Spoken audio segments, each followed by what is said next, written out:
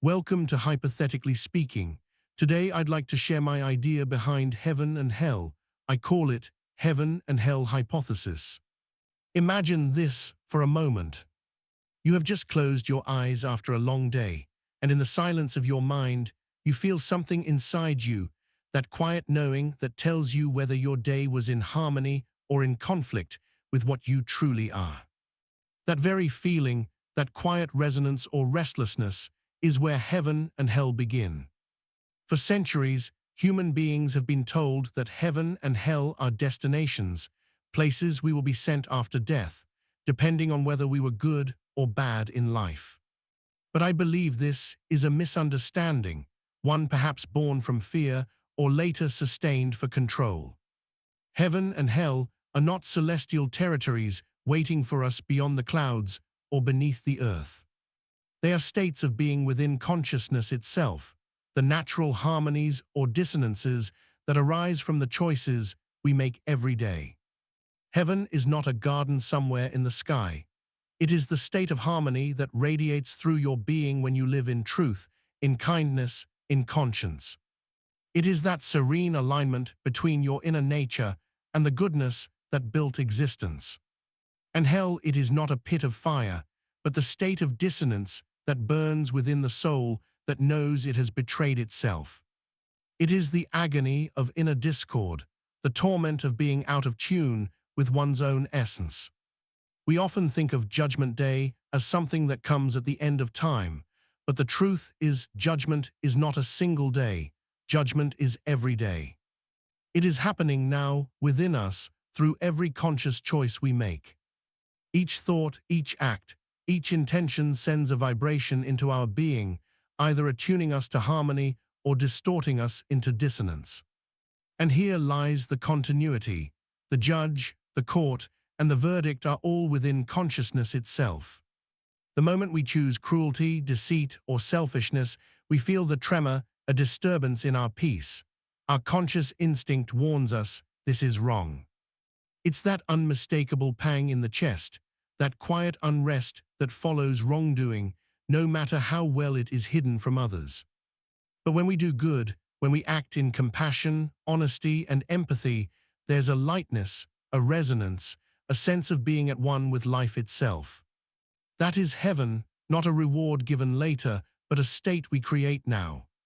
When the body dies, when the senses fall silent and the world fades away, what remains is pure awareness, absolute consciousness.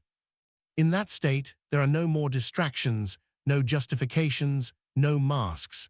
You are left only with the resonance of your being, the true vibration of all you have become. If throughout life you have lived in harmony, with sincerity, with conscience, with care for others, then death will not be a crossing into the unknown, but a release into a boundless peace. But if you have lived in deceit, cruelty, and denial, then what awaits you is not punishment, but the direct experience of your own dissonance, amplified, unescapable, unbearable. You see, when we lose the physical form, we lose the ability to correct. In life, we can still apologize, restore, repair. But in pure consciousness, there is only realization, and that realization, if filled with remorse, becomes the true fire of hell. Because the nature of consciousness, as I proposed in the benevolently benevolent hypothesis, is goodness itself. It is made of benevolence.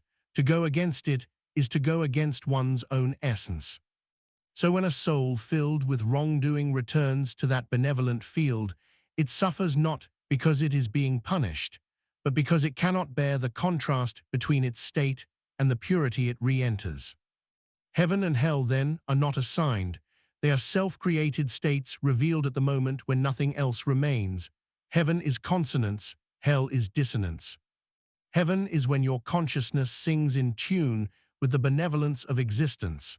Hell is when it clashes against it, unable to escape its own discordant echo. That is why judgment is continuous. It is why conscience exists.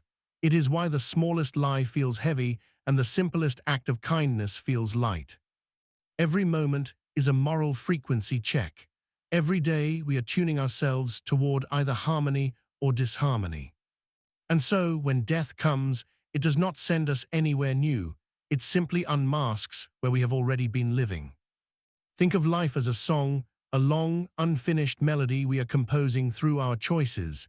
Each good act adds a note of sweetness, each wrong act a note of dissonance. When the music stops, what remains is the total composition of our being.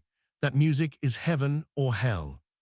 And perhaps that is why the wise have always said, heaven is within you, because harmony is not found by searching outward, but by aligning inward.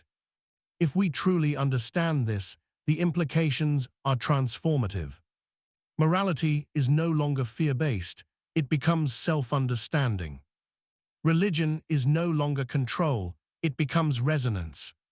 Redemption is no longer divine pardon, it becomes restoration of inner harmony.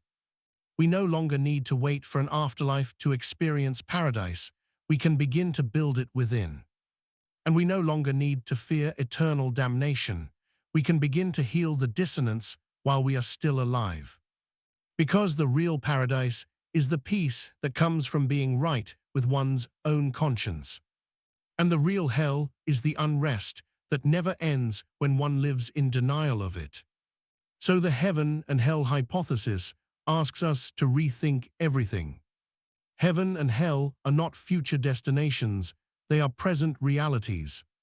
They are not rewards and punishments, they are the physics of consciousness itself. To live in harmony with truth, empathy, and conscience is to already dwell in heaven.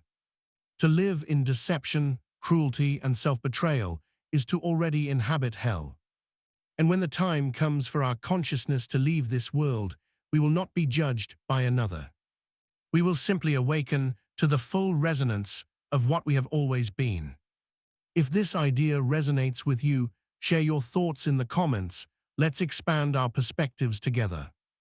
Don't forget to like, subscribe, share, and hit the bell so you won't miss the next idea. Thank you for watching Hypothetically Speaking. If you enjoyed this exploration, remember, we don't deal in answers here, only in possibilities.